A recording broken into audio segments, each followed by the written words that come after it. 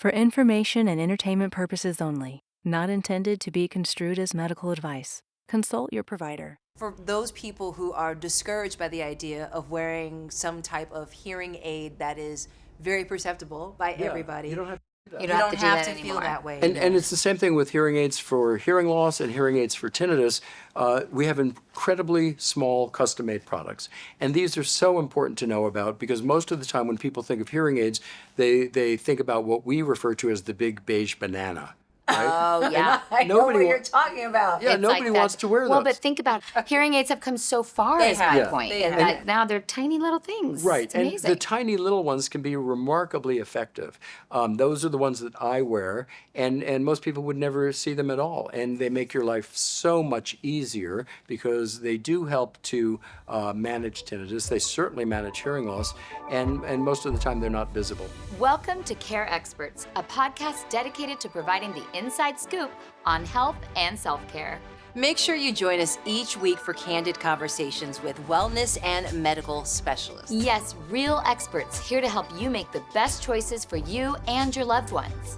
I'm Melissa, a native Texan living in Atlanta. And I'm Sayla, a Californian through and through, and we're your co-hosts. That's right, we're both proud moms here to have meaningful conversations with experts from all over the country who empower, inform, and inspire. From cosmetic to dental and vet to vision, this is Care Experts.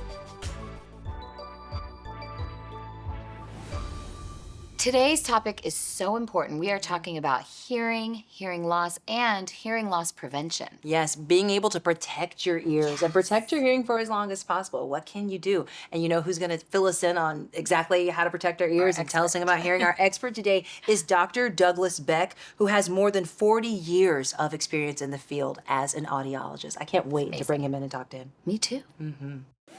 So we are joined now by Dr. Douglas Beck, who is an audiologist. You got your audiology degree, you have a doctorate, in audiology from the University of Florida and have more than 40 years of experience in the field? Yeah, when I first started over 40 years ago, the standard degree to become an audiologist was a master's, and that changed about 25 years ago. So a lot of us who were practicing with a master's degree went back to get a doctorate. So I went to the University of Florida. Wow. What made you want to pursue a degree in audiology in the first place? When I was much younger, I was very interested in sound. I was very interested in music. I still am, but I wanted to find a profession where I could maximize my knowledge, my talent, my interest in sound, and it turned out to be audiology. But it was mostly dumb luck. I mean, when I was, of that age, when I started undergraduate, I'd never heard of audiology. Oh, wow. What drew you to the field? I happened to be at an incredible university, State University of New York in Buffalo. And one of the most famous audiologists in the history of the world happened to be there. His name is Dr. Jack Katz. I didn't seek him out. I just happened to land where he was. And after speaking with him for an hour or two as an undergraduate, I was so interested in what he had to say and what he was researching. Back in those days, we had what was called a dichotic hearing test. So you'd have some sounds in this ear, some sounds in this ear, and you would have to repeat back what you heard. And there were patterns that were very consistent with people who would have brainstem disorders. They might have an acoustic neuroma, which is a benign tumor in your cerebellopontine angle. And then there were other people who would have other patterns that were consistent with different diagnoses. So I was amazed at the ability of Dr. Katz and the tests that he created. One very famous one was the SSW, called the Staggered Spondaic Word Test. And that was the one where you had sounds here, and the patient would repeat back what they heard. The pattern that they would report gave you information about what was going on inside their brain. And you found that fascinating, wanted to jump right on in there. I found that to be pretty fascinating, and I've never looked back. Since I started in audiology, every year it's become more and more fascinating, and we impact more and more people's lives every year. So I'm delighted to play a small role. And it seems to be such a changing field, right? Like the science is constantly changing. The science So changes interesting. all the time. That's the definition of science. Science evolves. If the science is static, it's not science. Right. Makes So the thing about audiology is most people think of it as hearing and hearing aids, and that's a big part of it, of course. But it's also hearing loss, it's also tinnitus, it's also balance problems, it's hearing aids, it's cochlear implants, it's brainstem implants. Audiology changes every year, and it keeps becoming more and more sophisticated. Wow. I can understand how that would be fascinating. Yeah. It's not the same. It's not saying the same year after year. Keeps Right. And you're continuing to learn as well. Oh, absolutely. I'm very fortunate. You know, I've always been in very, very exciting places where audiology is practiced and researched, and it infinitely helps patients with their satisfaction of life, their quality of life, their ability to understand speech and noise, their ability to hear. So it just keeps getting better. So you, in your eyes, you would say that someone's ability to hear clearly, to hear well, has a direct impact on their quality of life. How is that? Oh, absolutely. So in the USA, we have about 335 million people. And of those, about 38 to 40 million will have hearing loss on a hearing test. So then, and we call that an audiogram, is the paper that we plot that on, X's and O's, press the button when you hear the beep. So about 38 to 40 million people will have hearing loss on that. But there's another 26 million in the USA who have no hearing loss whatsoever, but they cannot understand speech and noise, or they'll report hearing difficulty, or they won't know what somebody just said. So the fact that you have hearing loss, never a good thing to have, but you can have difficulties hearing and listening even with normal hearing. And that's very common. 26 million Americans, no hearing loss, but they have difficulty listening. So I should clarify, hearing is simply perceiving or detecting sound. The human ear hears between about 20 hertz and 20,000 hertz. Most animals hear much better than we do. You know, your dogs or cats can hear Dogs, yeah, 40,000, 50,000 hertz. Whales can hear out to, some of them, porpoises, dolphins, might hear 100,000, 140,000 hertz. You and I can't hear any of those sounds. Right. So when we talk about hearing, that's perceiving or detecting. But listening is unique to humans. You could say that, well, your dog can understand sit, stay, come.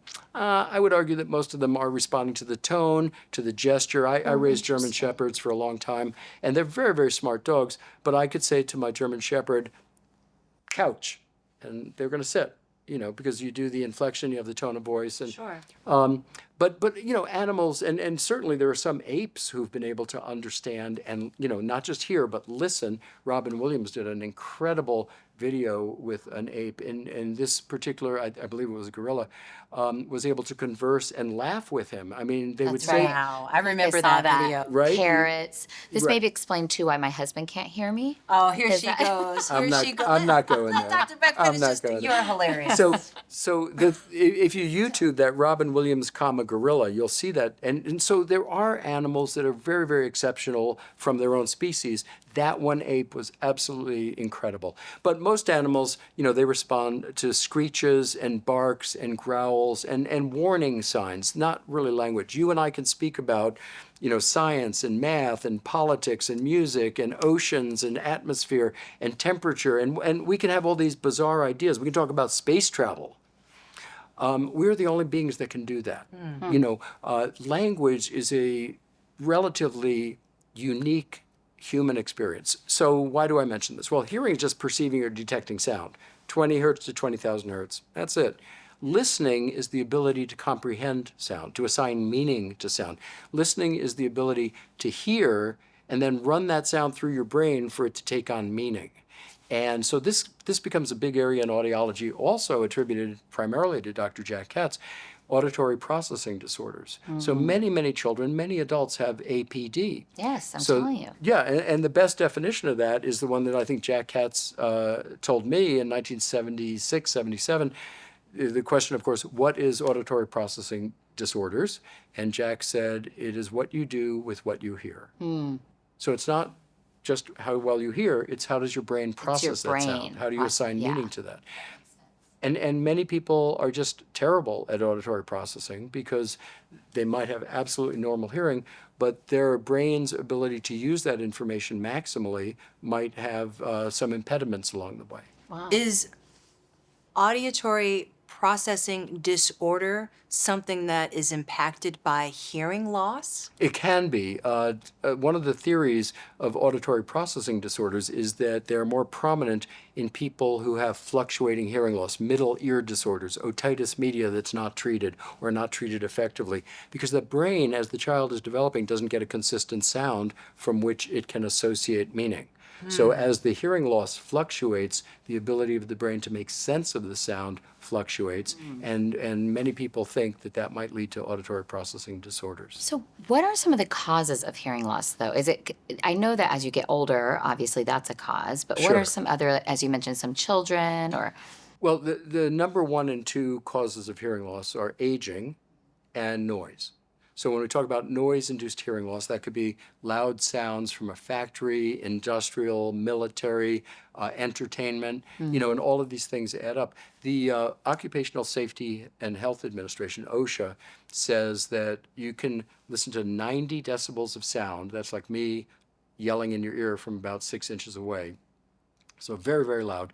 You can listen to that for 8 hours, and longer than that, it'll cause hearing loss. But there's a time and loudness trade-off. So what happens, you can listen for 8 hours at 90 dB.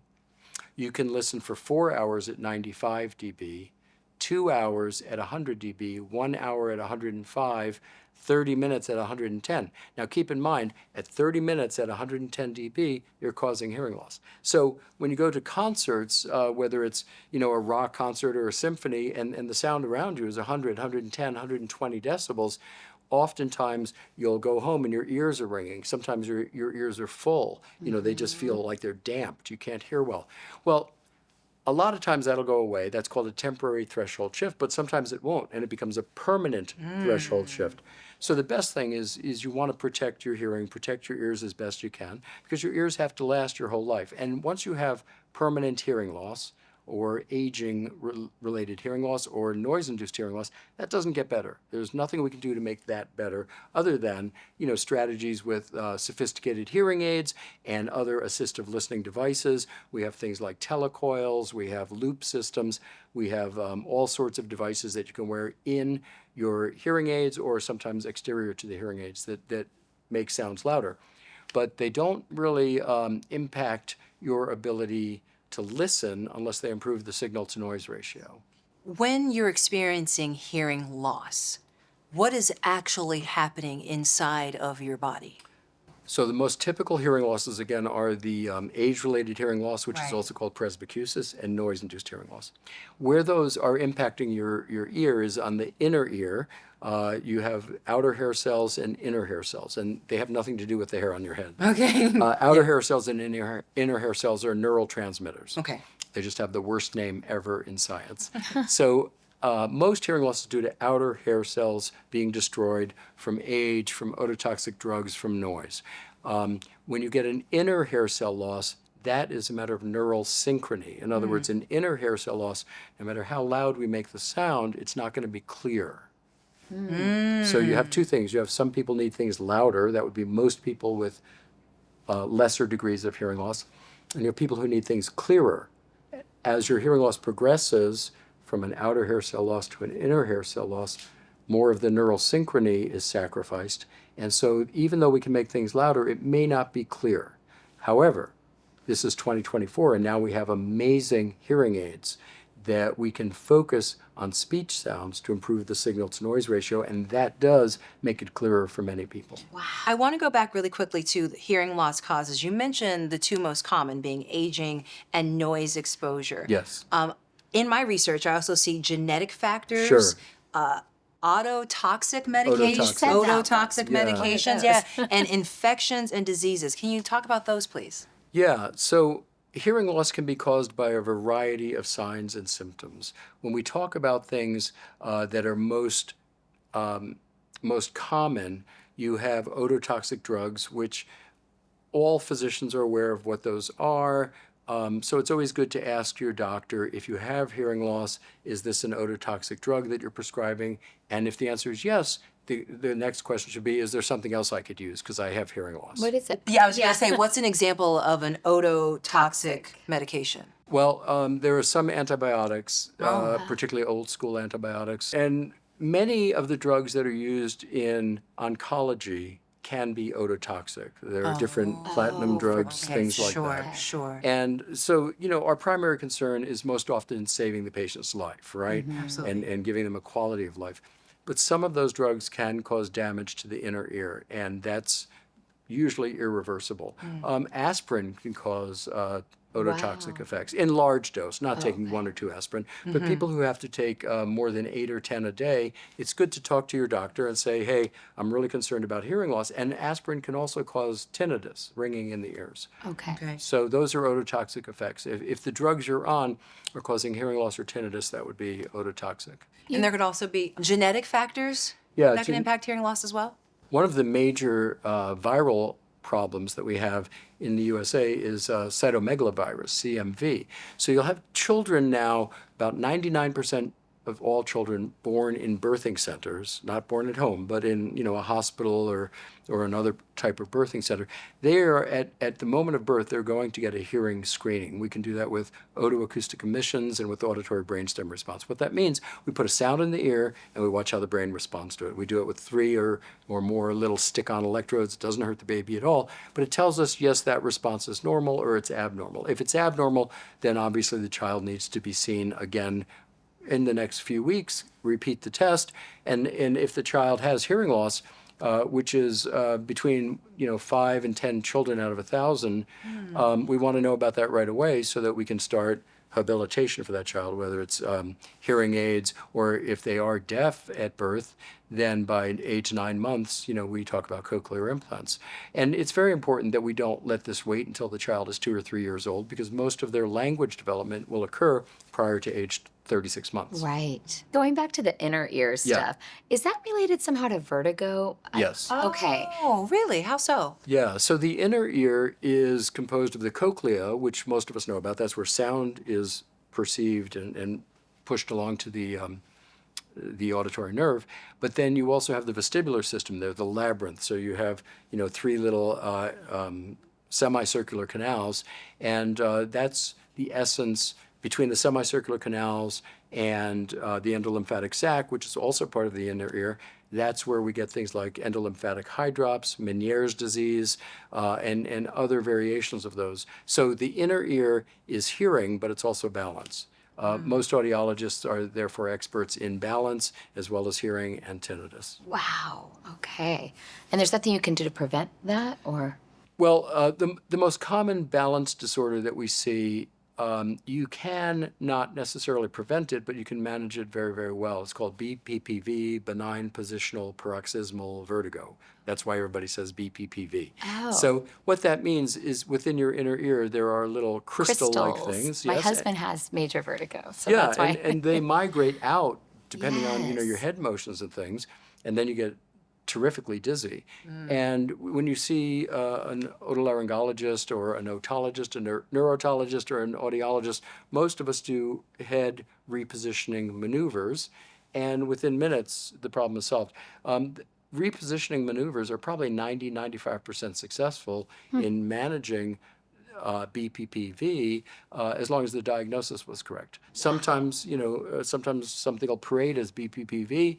They'll go get what's called an Epley maneuver or similar repositioning maneuvers, and they don't work. And my gut feeling is that most often it wasn't BPPV to begin with. Oh, okay. Interesting. Hasn't even seen him and he knows. I know, right? He's our expert. I've He passed this on. knows. He knows. Yeah. I want to talk about tinnitus. Sure. Which, Yes. when we talk about it, whenever I see this word, I'm always like, oh, tinnitus. Tinnitus. And I I thought know that people too. who are watching and listening are like, oh, it's not tinnitus. Is it the ringing in the ears? Is Yeah, that well, what- it can be ringing. Okay.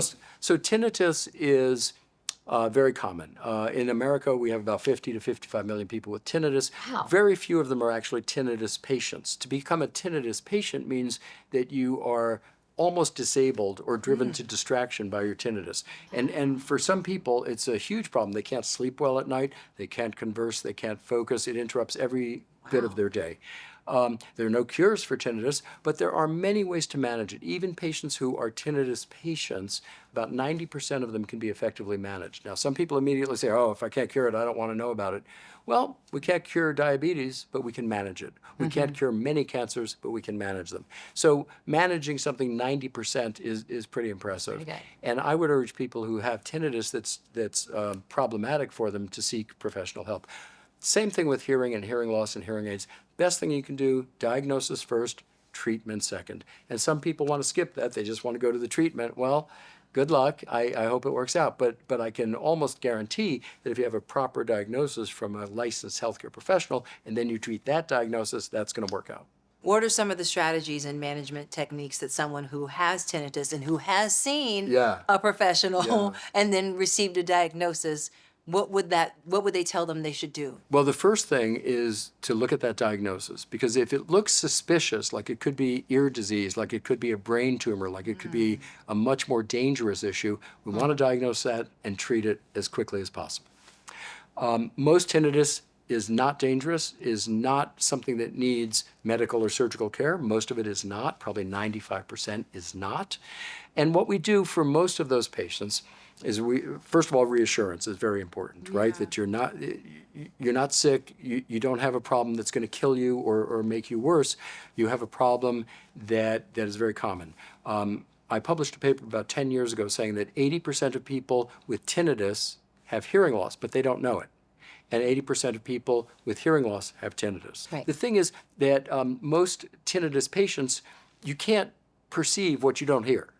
So they're aware of their tinnitus, and so they seek help for that. But step one is always a comprehensive audiometric evaluation. Go through the entire battery. Let's see what that reveals. Because quite often, it'll show hearing loss about 80% of the time on a tinnitus patient. And then we can treat the hearing loss, which most often will also treat the tinnitus. So hearing aids are probably our strongest tool for treating tinnitus. And some people say, oh, I don't want to wear hearing aids because I don't want them to show. Well, it wouldn't surprise some of you to know that most hearing aids now are larger, but there are certainly custom products about that big that fit deep inside your ear canal that you can't even see. But what you're saying is, for those people who are discouraged by the idea of wearing some type of hearing aid that is very perceptible by everybody, You don't have you don't do have that to feel anymore. that way. And it's the same thing with hearing aids for hearing loss and hearing aids for tinnitus. We have incredibly small custom-made products. And these are so important to know about because most of the time when people think of hearing aids, they think about what we refer to as the big beige banana. Oh, yeah. I know Nobody what wa- you're talking about. Yeah, It's nobody like wants that. to wear Well, those. but think about it. Hearing aids have come so far, They is have. my Yeah, point. they And have. that now they're tiny little things. Right, It's and amazing. the tiny little ones can be remarkably effective.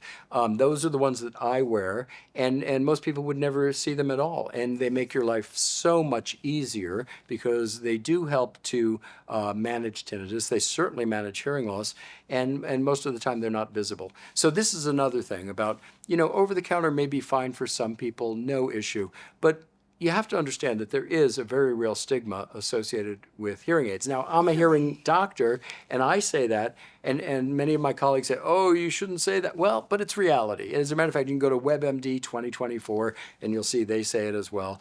There are a lot of peer-reviewed papers that say hearing aids are associated with the stigma because it does, in general, make people look less competent. It does, in general, make them look older. Yeah. I'm not saying they should. I'm saying they kind of do. That's what the literature shows us. There's a stigma still associated with wearing a hearing aid? Yeah, the hearing aid stigma has not gone away. I can't believe But that. now that they're so small. Now, well, the custom-made ones are small. You can't Okay. generally buy them over the counter. You can't generally buy them from big box. You have to see a licensed hearing care professional. Each state licenses these people, just like physicians or dentists or any other healthcare professional. And so they each have state laws and they have rules and regs that they have to follow. But when you go to see a licensed hearing care professional, whether it's an audiologist, a hearing instrument specialist, they can, given the specifics of your situation, make hearing aids, that are tiny, tiny, tiny. They have to take what's called a deep canal impression. They go almost to your eardrum. But they do it with incredible magnification. We have something called a video otoscope. So you can see exactly where the eardrum is. You place a piece of cotton there or other cushioning materials, and then you put sort of a silicone material in your ear, like getting a dental impression made. And we let that harden for 8 or 10 minutes. We take that out, and then the hearing aid is made from that cast. So then we can make it specific to your ear canal. And as we use smaller and smaller hearing aids, the beautiful thing is you need less and less power or less and less gain. Because if the hearing aid is out here, it has to overcome the distance and the volume of your ear canal. which is about an inch. But if you go smaller, smaller, smaller, the distance between the hearing aid and the eardrum decreases, so you need less power to stimulate the eardrum. Does that hurt? Seriously, when a hearing care professional does this using a video otoscope and using modern 2024 equipment and techniques, it's pain-free. Okay, that's good to know. Yeah, That's it good doesn't to hurt know. at all. The irony of the stigma is that I feel when you do start having hearing loss and you don't do anything about it, then you really do seem older and That part. detached. Do you know what I mean? Because you're no longer participating in life. Yes. You're missing out. And maybe you're lonelier because if you're more inclined to not be around people because you don't understand what Yeah. they're saying, Exactly. you become a bit more reclusive. And that is so sad. That's a brilliant observation. There's a lot of research that shows untreated hearing loss tends to exacerbate cognitive decline. Alzheimer's, It doesn't do it dementia. tomorrow, it doesn't do it next year, but over decades, of people having hearing loss, exactly the reasons you talk about. Their anxiety increases, depression increases, social isolation increases. So they're getting less and less auditory stimulation. And so their brain is literally changing in response to having less and less sensory input. Yeah. So the statistics on this are by the time you're 65 years of age, 1 out of 3 Americans has hearing loss. Wow. By the time you're 75, 2 out of 3 Americans have hearing loss. And right now there's about 70 to 72 million people in the USA with hearing loss. Now that number comes from the Global Burden of Disease study that Ear and Hearing published in 2024. So that's 1 out of 5 Americans has hearing loss, but only about 10% of those people wear hearing aids. Really? Yeah, the other 90% are getting through their day and suffering with it, and when it causes enough pain, then they start to do something about it. In pain, I mean social isolation, Sure. anxiety, Yeah. depression, Yeah. bad for your relationships, your Yeah. friends and family. Nobody wants to repeat it 4 times. Yeah, and your Exactly. overall well-being. So we've talked so much about hearing aids and hearing loss. How can we prevent hearing loss, Dr. Beck? Let's start talking about that. Like, what protection can we provide to ourselves to ensure that our hearing and ability to listen Yeah. continue to be as good as they can for as long as it can be? Well, there's a couple of things that we know, and there's probably a lot we don't know. To protect your hearing is most often a matter of protecting your hearing against long exposures to loud sounds. Even veterans who come back from battles who have normal hearing at that moment will complain often about speech and noise disorders, or they can't tell what people are saying. And we know that when we look deeper, when we do a comprehensive audiometric evaluation, we'll see asymmetries in the very high frequencies. Those aren't even tested in normal screenings. In fact, I think the most important thing you can do is make sure that the loudness of anything you're listening to, whether it's a concert, whether it's a chainsaw, if you can have a normal conversation and you can hear people around you, it's probably not too loud. If you can't hear them, it's probably too loud. Oh, that's easy. And hearing protection is pretty cheap, right? You can go to any major pharmacy, buy those little plugs, little Earplugs. foamy dudes, and but Foamy dudes. Yeah, but people They should call them that. They should call them foamy dudes. And the problem is, most people don't use them correctly. They'll take them, they'll squeeze them, they'll put them in their ear, and you might as well not do it. So if you're going to do it correctly, you have to take those little foamy dudes, and you squeeze them. You roll them up twist really them? tiny. Yeah, you Yeah. roll Really, them really tiny. Yeah. You stick it in your ear canal, and you hold your finger there while it's expanding. And if you're doing it properly, all the sounds should go down. It should be attenuated as the foamy plug, because the foamy plugs can give you 15 or 20 dB of attenuation, which is plenty. Okay.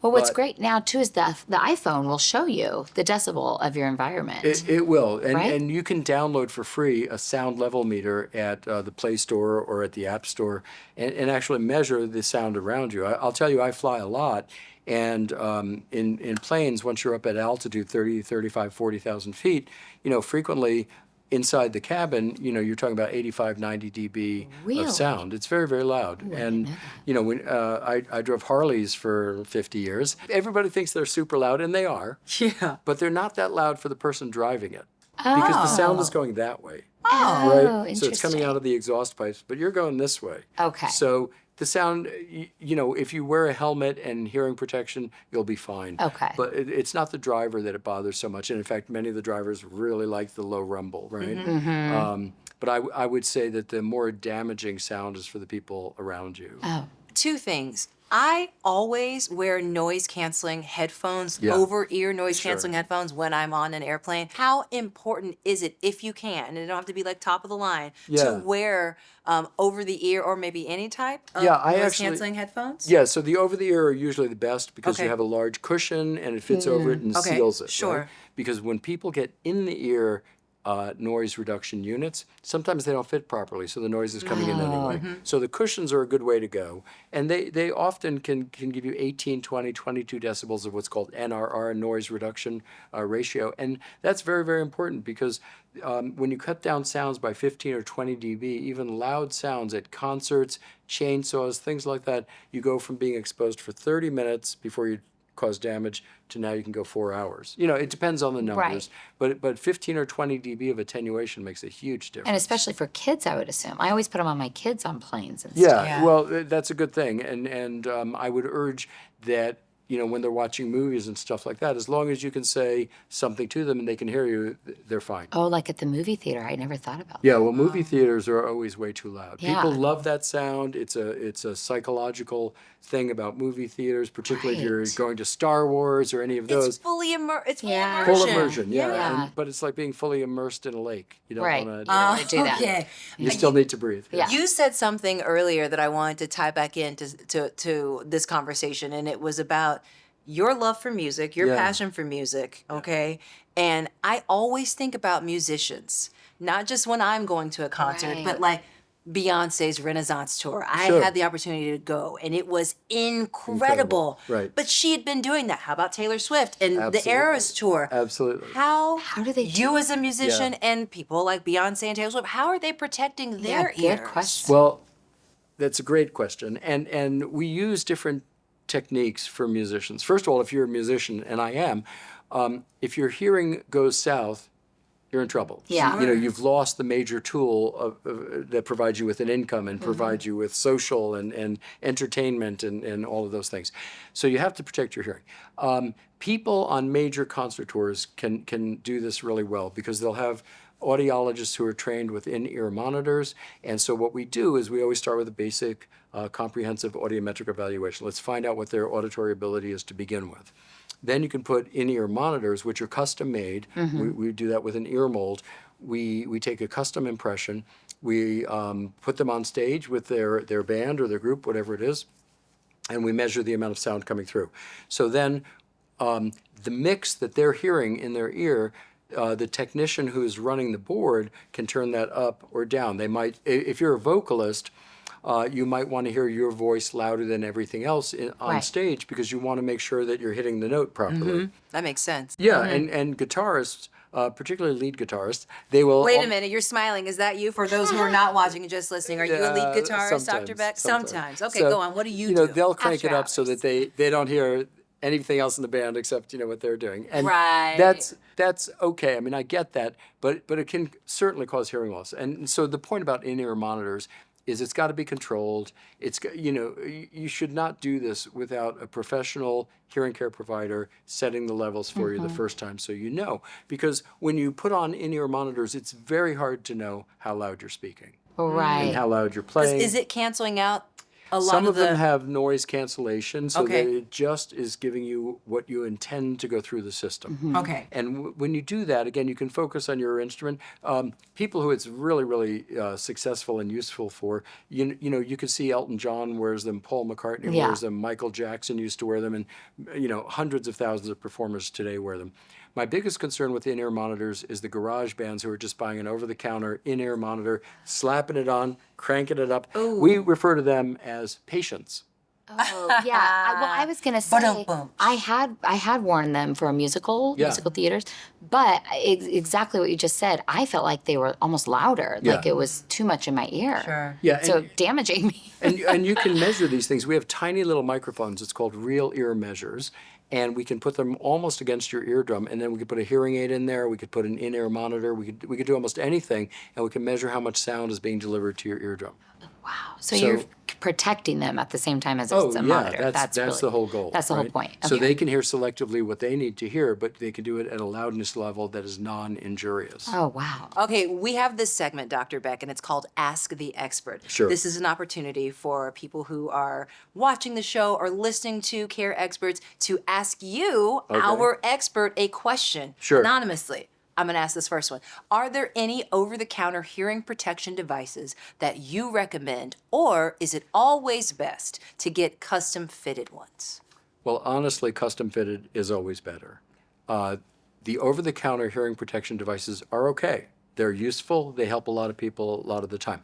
But musicians have a product that's called musicians' earplugs, and they're designed specifically for musicians. And what they do, they have a little island of hearing around 2, 3, 4,000 hertz, which is very, very good for conversational speech. But they roll off the highs and the lows. So the bass, the drums, the hi-hat, the other cymbals, those are rolled off. So they are decreased substantially. Could be 8, 15, 25 decibels, but you could still converse. Now, the sounds are a little bit unusual. You're not used to hearing less than a full complement of sound, but these products are very, very useful for musicians and for others who need to be in noise but still need to converse. Maitre d's at very noisy restaurants might use musicians' earplugs. It's going to change the tone, but it's going to allow you to converse without damaging your hearing. That makes sense. All right, this person wants to know, are there any natural or alternative remedies for preventing or treating hearing loss, or is professional intervention always necessary? Professional intervention is always necessary. We've already discussed things you can do to prevent hearing loss, and it's mostly about not being in loud situations for a long period of time. Hearing loss does occur naturally with aging, can't really prevent that. So the best thing is always to take care of your hearing, and when things seem loud, get out. I carry, of course I do, those little foamy plugs. And those guys are very, very useful if all of a sudden you find yourself in a difficult situation. I know most people aren't going to carry that, but you could. You could put a pair in your purse or in your pocket. If you suspect you're going to be in noise, bring those with you. It's better to have them and not need them than need them and not have them. And it's the same thing with eye drops, with chapstick. You don't really need those all the time, but most of us carry that sort of thing because we don't know when we're going to need it. Just in case. Just in case, yeah. We'll tell you all about that. That's so funny. Okay, here's a question. Can surfer's ear lead to long-term hearing loss? I've never heard of surfer's ear. Yeah, surfer's ear. Is that like swimmer's ear? It's almost exactly the same Oh, thing. Okay. I've heard of It's a infection of the outer and middle ear, and it happens more from lakes and rivers than oceans because it's got to do with bacteria and viruses and fungi that are in the water.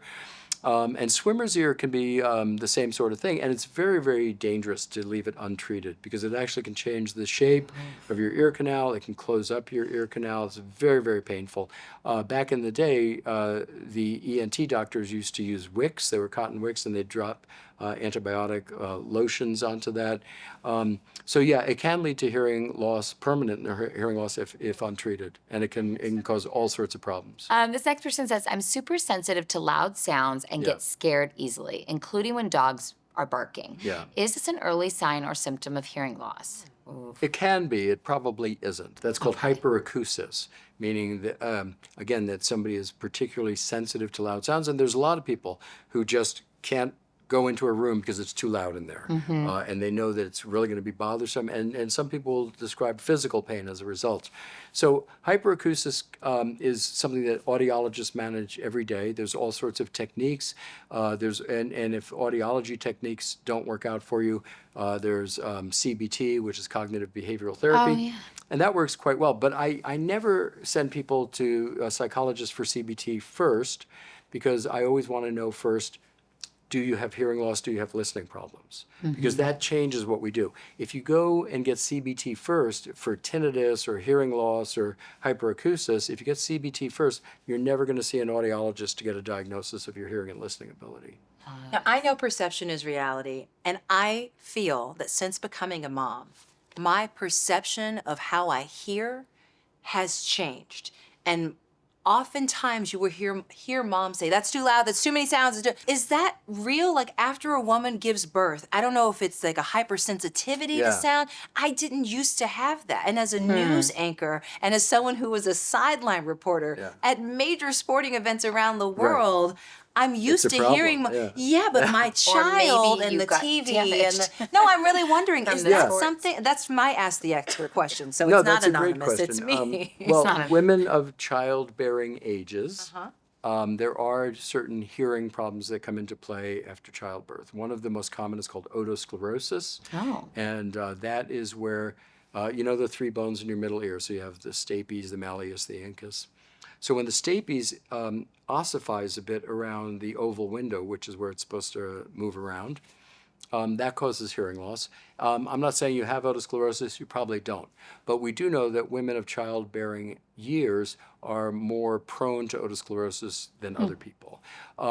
The difference in sensitivity and in hearing tonal qualities, particularly, you know, if we're going to relate it to childbirth, you know, hormones are mysterious things. I mean, we know a lot about hormones, absolutely, but we probably don't know as much as we need to. And I think that certainly women after childbirth are going through, you know, very dramatic changes. Big time. Yeah, and it wouldn't surprise me at all if it were something that impacted their sensitivity or their perception of sound. Thank you. I seriously feel validated right now because I thought that it was just me and just us moms thinking that. That we're overstimulating. That we're overstimulating all the time. Thank you for that. Yeah, Thank you. I have one personal question as well. Go for it. What about wax buildup? Does that, because someone I'm married to, Throwing this poor man under the bus. he doesn't listen to this episode. He gets, you know, his ears cleaned out professionally because there's so much buildup. Actually, my baby has a lot too. Oh my gosh. I know, it's weird. So does that lead to hearing loss or? Untreated cerumen or earwax, if it's left to build up, it can actually block the entire ear canal and it can cause a conductive loss, right? Because sound can't get through it. But most people don't have to worry about that. You know, the ear is a self-cleaning thing. That's what I've heard. And earwax coming out means that it is irrigating and it is taking debris out of the ear canal and bringing it to the outer ear where you can simply wipe it away, or in a shower, you can use soap, shampoo, and water. I always tell people to stay away from cotton swabs. Wow. Cotton swabs cause more problems than you could imagine. And what happens is, you know, somebody will go and try to dry out their ear, and all of a sudden they touch their eardrum, which is very, very painful. And sometimes you can pierce the eardrum, and that can cause hearing loss, that can cause all kinds of tinnitus, that can cause dizziness, all sorts of things, some of which can be fixed, some of which can't be fixed. There certainly are people who've used cotton swabs that have permanent injuries as a result. And, you know, all of us think we can do it, right? But it's best not. The best way to dry your ear, you know, I would take an old T-shirt, put it on your finger, and just kind of as deep as you can go with your finger, you're probably fine. Okay. But cotton swabs go way Or too deep. go to a professional like he did. Yeah, I mean, a lot of people go to audiologists and otolaryngologists just to have their ears cleaned. Some people do develop a lot of earwax. And it's easier to just clean it every 6 months or every 12 months, whatever is appropriate for that person, so that they don't have to worry about it. And, you know, for some people, it is a significant problem, and they go into the office just to have that done on a regular basis. But for most people, it's not necessary. Was there anything that we didn't ask you that you would like to share? I think we covered a lot of the most important things, right? That hearing health is something you have to pay attention to. You're probably going to live to be 80 or older. Once your ears are damaged, we can't fix them. We can manage them. Untreated hearing loss in high-risk patients, these are people with comorbidities, maybe diabetes, maybe cardiovascular disease, people who have other issues going on, people of lower socioeconomic group, people of older age, people with more significant hearing loss. As these things build up, untreated hearing loss does tend to exacerbate cognitive decline. And you know, it's very important that we think about this because right now, In the USA, we probably have 8 to 10 million people diagnosed with dementia. Globally, right now, we have about 55 million. By 2050, it'll be 3 times that. It'll be 150, 160 million people with dementia. Not to say that all of them had hearing loss. We don't know that. What we do know is that in the studies that have been done, when you look at the ACHIEVE study out of Johns Hopkins, when you look at the ENHANCE study out of Australia, you'll see that people who treat their hearing loss, who have other issues going on, generally do better than people who don't treat their hearing loss. And I'm talking about with regard to word clarity, I'm talking about cognitive function, the aggressiveness. So untreated hearing loss in certain populations tends to exacerbate cognitive decline. When I say at-risk patients, certain populations, we're talking about people who are lower socioeconomic. They might have more hearing loss. They have comorbidities such as diabetes or cardiovascular disease. When those people have hearing loss that's untreated, they are in the group that's at a higher risk for cognitive decline. The fact that you have hearing loss and you're 27 years old and you have a PhD in electrical engineering, you're probably not at very substantial risk. But older people who have long-term hearing loss that's untreated, they get more and more into the at-risk population. Lots of studies have looked at this. The Johns Hopkins study came out of Baltimore last year, and they showed that about 47% decline in cognitive issues over 3 years by treating hearing loss. The study out of Australia by Dr. Sarah Bant and her colleagues, they looked at people who chose to get hearing aids and people who chose not to. Now, they were all older folks. They were at risk. But the people who got hearing aids, none of them declined any further. Wow. The people who chose not to get hearing aids did decline. Amazing. So there's a lot of very impressive studies like that. It's not a one-to-one correlation. It's certainly not that hearing loss causes dementia.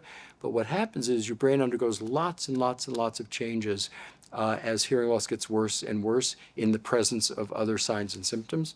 And these things all combine to cause terrible problems.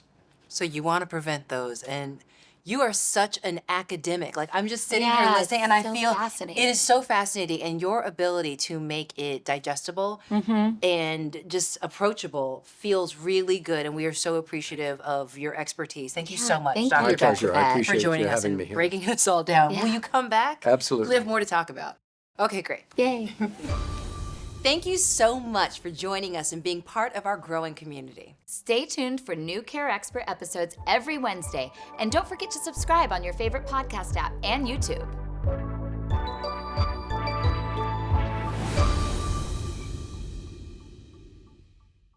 The CareCredit credit card is subject to credit approval.